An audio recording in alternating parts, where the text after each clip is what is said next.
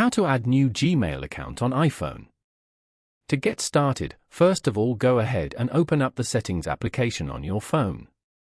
Once you're here, scroll down to the end and tap on Apps. You can view all your phone apps over here.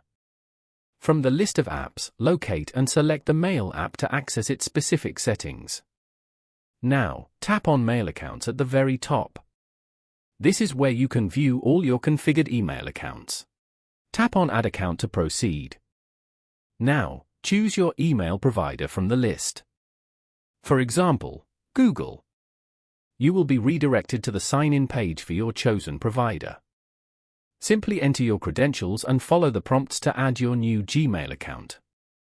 Following these steps, you can easily add new Gmail account on an iPhone. Thank you for watching. Please leave a like if this tutorial helped you, or leave a comment below if you have any questions related to the video.